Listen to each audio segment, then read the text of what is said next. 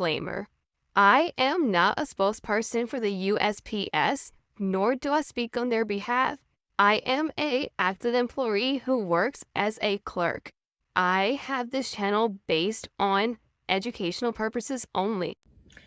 What is up, YouTube? It is your girl Creole Barbie with USPS Vlogs. If you're new to my channel, welcome. My name is Creole Barbie. What I do here on my channel is I make tons of videos pertaining to USPS. I'm a USPS employee who works at the plant as a clerk. If you want to get to know more about me and what I do here on my channel, be sure to check out my USPS playlist as I share my absolute experience when working for the Postal Service. You guys, the time has came. The time has definitely came. Today, I'll be getting right into the video. We're going to be talking about the best days off when working for the USPS. I'm going to tell you how you can get great days off with little seniority. Don't get greedy, because I know someone in the comments are going to be like, well, can I get these days off as well as these tour times? Negative, okay? We're not talking about tour times today. I'm going to tell you how you can get good days off at the USPS. And these are the ways you can do it, all right? Everyone wants to have great days off. I get it. Now, let's talk about what are considered great days off when working there. Now, in case I miss anything, drop in the comments below right now what you consider the best days off when working there. And I'm going to actually tell you why I picked these days as the best days off. From then, we're going to move along to how you can get these days off. Let's go ahead and get into it. Best days off at the USPS. The first set of days off I picked will be Saturday, Sunday. Of course, how did you know I picked Saturday and Sunday as being number one for days off? Who doesn't want the weekends off? There's plenty of people who will enjoy having the weekends off. I get it. Especially if you're young, or if you have children, or if you just don't like working the weekends and you're used to working Monday through Friday. I get it. Now, my opinion, I wouldn't mind working a Saturday because no mail goes out on Sunday. So if you were to work in letter automations, let's use that as an example, because you know that's what I do here. Mail doesn't go out on a Sunday. Therefore, when you're running your DBS machines, you're only running everything and getting the mail prepared for first pass only. That's all you're doing. So you're having a nice, easy, slow day. You might run outgoing mail on the DIS machines. Nothing too major. For the most part, Saturdays are very lightweight, very slow pace, work at your own pace type of day. For some people, it could be extremely boring, and I get to why they would rather have that day off. Now, let's get to number 2 on what is considered the best days off to have at the post office. Number 2 will be this: Sunday, Monday. How did y'all think that I would have guessed that? Of all things, Sunday, Monday has been my days off for the past 3 years. I absolutely love it. The reason is because although they pay you extra money for working on a Sunday, I repeat, will not work a Sunday unless I happen to want to come in on a 6th day just to get time and a half. But ideally, I'd rather have my Sundays off.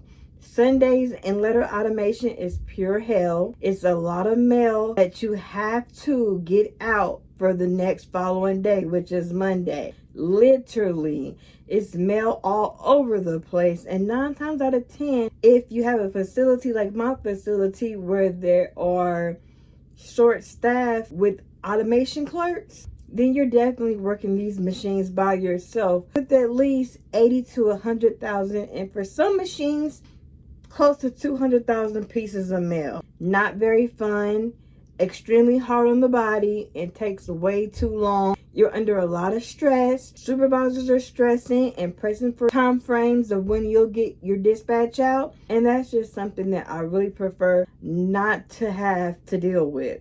However, again, I am missing $100 a month by not working on a Sunday, which sucks because literally I could be getting extra money on my check. However, the stress of it all, I just rather not deal with it. That's my thought on Sunday, Monday. Let's move along to number 3. So, my opinion would be Friday, Saturday. That's the next best thing. Friday, Saturday is definitely great because you have a weekday and you have a weekend. And if you are young, then you have 2 party nights, Friday, Saturday. So if you go out on a Friday night, you can stay out all night Friday night and you can recuperate Saturday. Or you can stay out all night Saturday night and hang with the friends and not have to be back to work until Sunday, depending on what your tour times are. Hopefully it's not tour 2 because it would be kind of hard to come down from a hangover and then having to come in that following morning. Even though a lot of people do it, for me it would be extremely hard. So that's my thoughts on the 3rd best day off. Let's move along to what is the 4th best day off at the post office. In my opinion, it would definitely be Thursday, Friday. The reason why I picked Thursday, Friday is because Friday, of course, is always going to be what? A payday. Every other Friday is definitely a payday. Who wouldn't want to be off on payday? I would love to be off on payday, literally. You got so much stuff you can do if you love to shop. You're going to take care of your bills and things like that. Definitely a great way to get your stuff handled on that Friday. So Thursday, Friday definitely will be great days off to have. All right, you guys. So what's last but not least best days off of having at the USPS? Now, I'm going to go for this one. I would go for Monday, Tuesday. I would go for Monday, Tuesday, and the reason is because Monday is like you can have a fresh start of your week, and then Tuesday being off because you technically are coming back in the middle of the week. Who wouldn't want to come back in the middle of the week?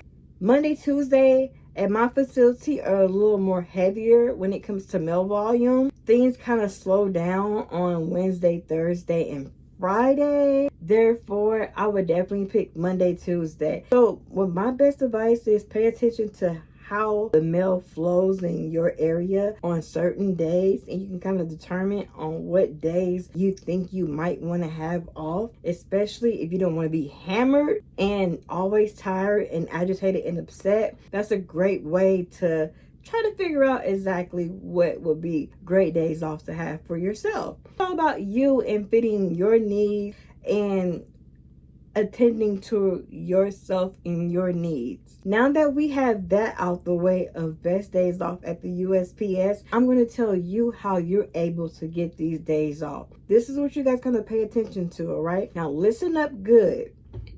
When you're going for these type of days off, especially weekend, ideally you will not do it on a popular tour. For instance, you wouldn't go on tour 2 looking for Saturday, Sunday off because you're going against people that's been there for years. And with no seniority, the likely for you to get these days off are slim to none. Not saying it's impossible because you might get lucky and slide through the crack if no one wants it.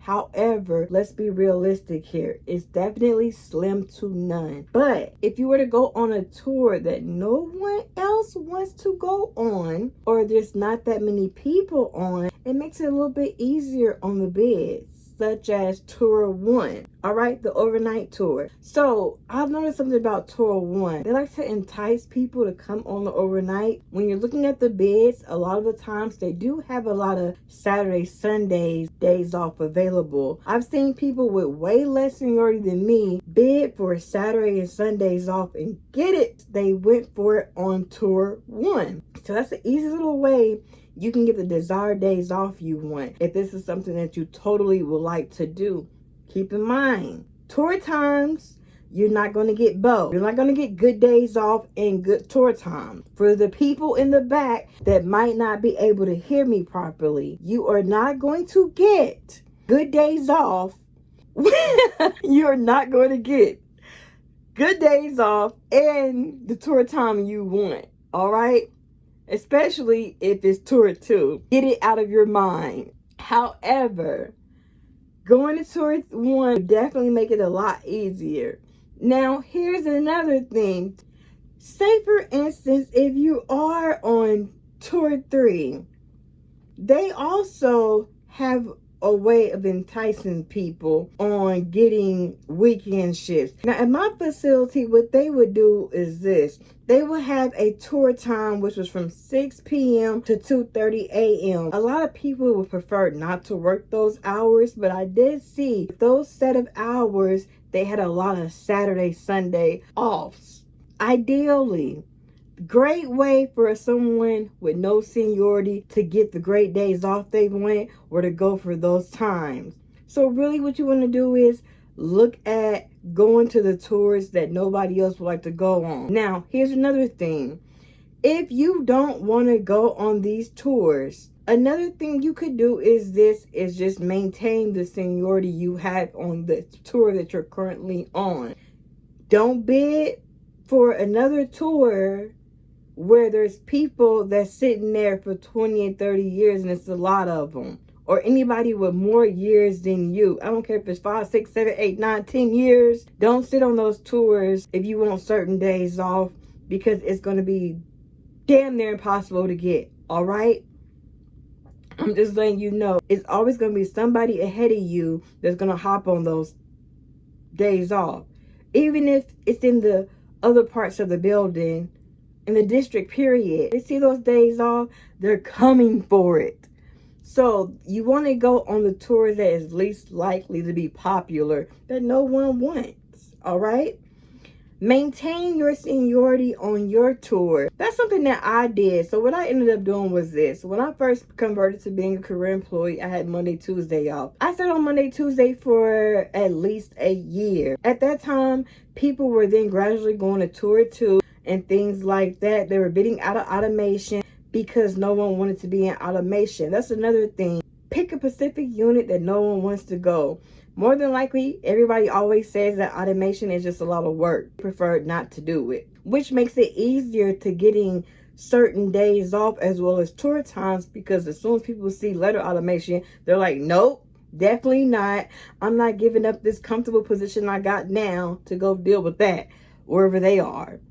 That makes it easier. So whatever unit you're in, I will pick an undesired unit and then gain seniority within that unit. If you really want those type of days off, basically you're giving up something to get something. You're not getting everything you want. However, if it really is something that you want, then I would say definitely go for it. If you like this video, be sure to go ahead and give it a big like, because you got to get your girl back in the algorithm. We got to get these videos out here, because someone may have that same exact question that you have. And this is why you landed on this video, because you wanted to know exactly how you can get better days off at the post office. Comment below how you were able to get your days off at the post office and how long did it take you.